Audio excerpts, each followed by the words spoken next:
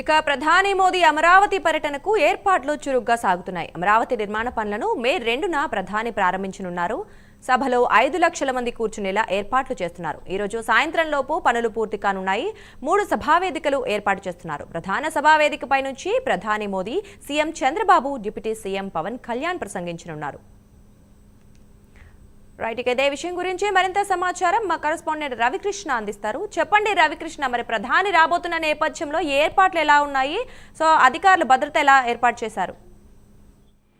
ఏదైతే మే 2వ తేదీన ప్రధాని ఇక్కడ అమరావతికి పునర్నిర్మాణానికి వస్తున్న సందర్భంలో కూడా ఏర్పాట్లు అయితే మాత్రం చురుగ్గా సాగుతూ ఉన్నాయి. ఈ రోజుతోనే పూర్తిగా కంప్లీట్ అయ్యే విధంగా కూడా ఇక్కడ ఏర్పాట్లు అయితే అంత వేగంగా కూడా సాగుతున్న పరిస్థితి కనిపిస్తుంది. ప్రధానంగా ఇక్కడైతే మాత్రం ఎవరైతే అమరావతి నిర్మాణానికి భూమి ఇచ్చిన రైతు ఎవరైతే ఉన్నారో వాళ్ళకి కూడా అధిక ప్రాధాన్యత కూడా కనిపిస్తుంది. ఇక్కడ సభావేదిక చూస్తున్నట్లయితే 100 ఎకరాల్లో సభకు సంబంధించినటువంటి ప్రాంగణాన్ని ఏర్పాటు చేశారు. దీంట్లో 3 వేదికలు ఏర్పాటు చేశారు. 3 వేదికలో ప్రధాన వేదిక మీద మాత్రం డిప్యూటీ సీఎం అలాగే సీఎం మాత్రం ప్రసంగిస్తారు. మిగతా 2 వేదికలు ఏవైతే ఉన్నాయో ఒక వేదిక మీద అమరావతి రైతులు మరో వేదిక మీద అయితే మాత్రం విలేజీలు, అదేవిధంగా కూడా మంత్రులకి సంబంధించి ఆ వేదికలను అయితే ఏర్పాటు చేయడం జరిగింది.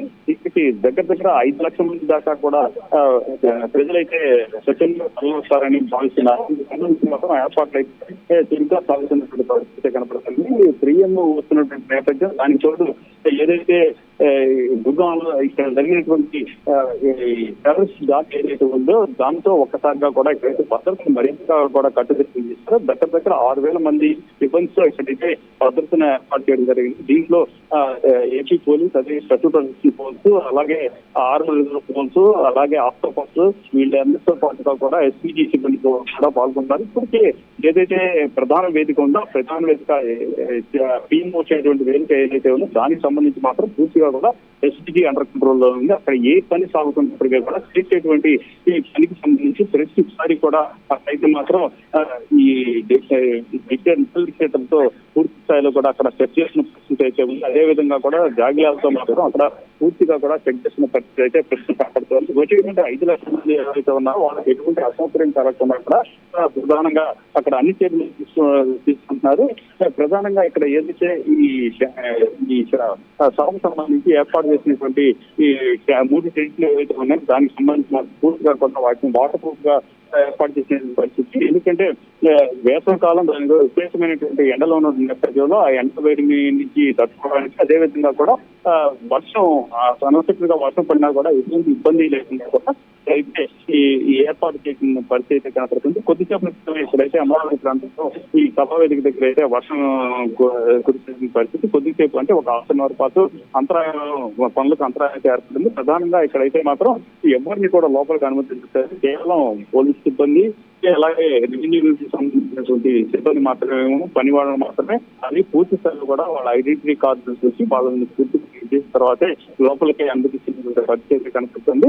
అంటే ఈ రోజు సాయంత్రం లోపు మాత్రం పూర్తి స్థాయిలో కూడా ఇక్కడ పనులన్నీ కూడా కంప్లీట్ అయిపోతాయి. రేపు నుంచి మొత్తం ఈ వేదిక మొత్తానికి కూడా ఎస్పీజీ అండర్ కంట్రోల్ లోకి వెళ్ళిపోతుంది. కేవలం వేదికనే చూస్తున్నారు.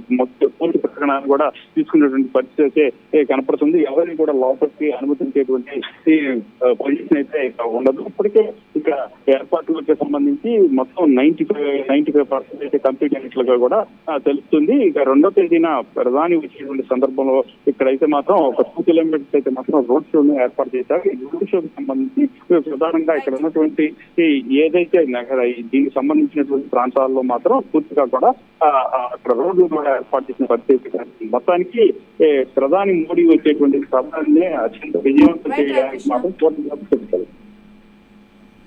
Right Ravikrishna, thank you.